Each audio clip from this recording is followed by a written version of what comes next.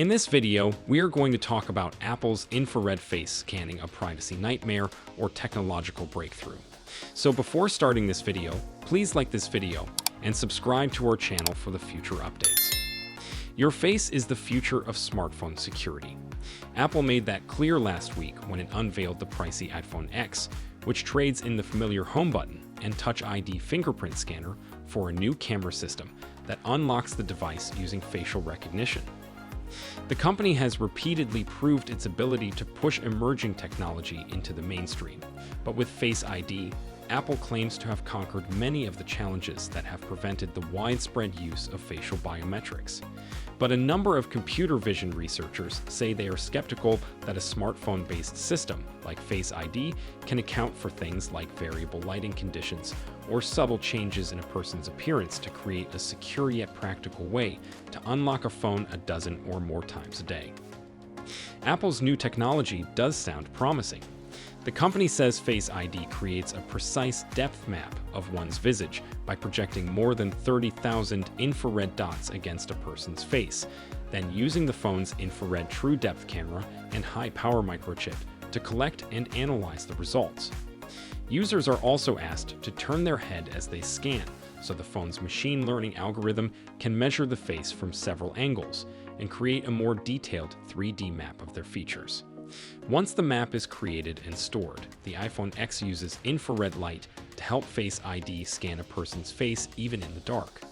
Meanwhile, machine learning algorithms running on the phone's new A11 Bionic chip keep track of changes in a person's appearance, including glasses, facial hair, and hats, so the smartphone's accuracy improves over time.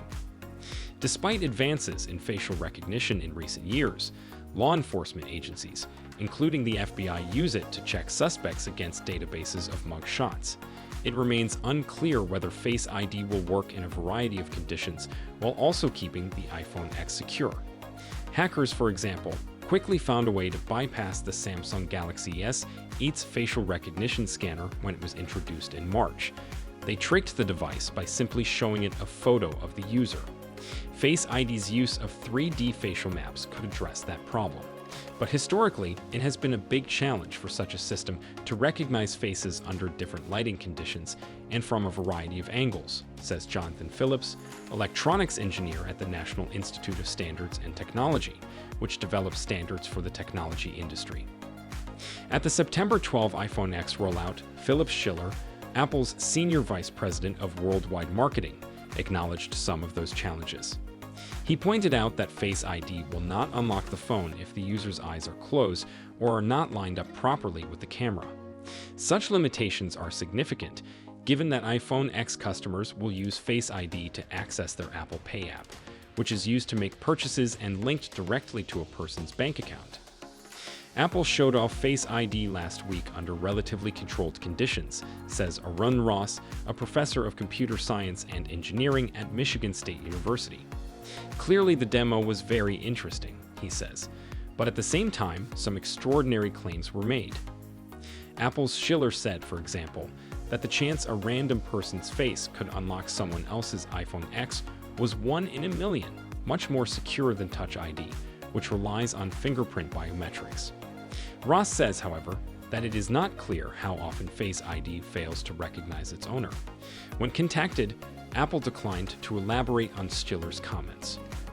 Most facial recognition systems rely on an algorithm that compares certain points on a face against those same points on a stored image, and then generates a score based on similarity, says Anil Jain, also a Michigan State computer science professor. A system will first check basic parameters that most faces have, such as 2 eyes and a nose. It will then take more precise measurements, such as the angle between the edge of the mouth and the nose, for added security. That unique data can, however, also be a liability for biometric security. Like all biometrics, Face ID will have a problem with revocation, says Vitaly Shmatikov, a computer science professor at Cornell Tech. If a password is compromised, it can be changed, but a face cannot be changed.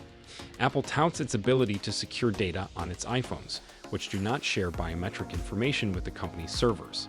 Still, Ross says, hackers always seem to find a way around even the tightest security. The good news is that Face ID allows users to opt out, just like TouchID did.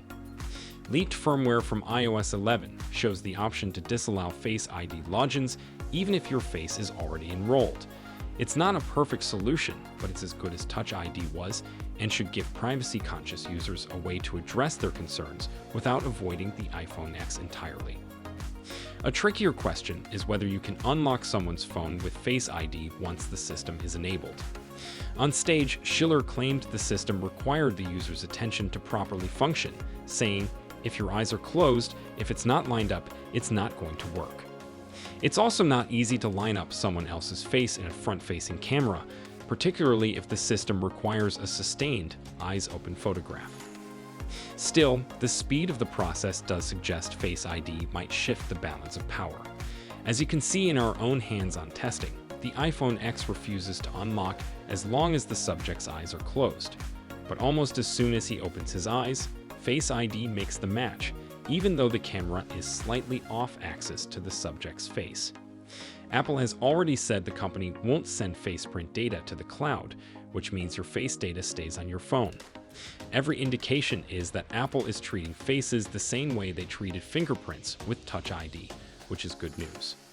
In that system, Apple uses the enrolled fingerprint to create a hashed version of the data, which is then stored on the phone's secure enclave security chip.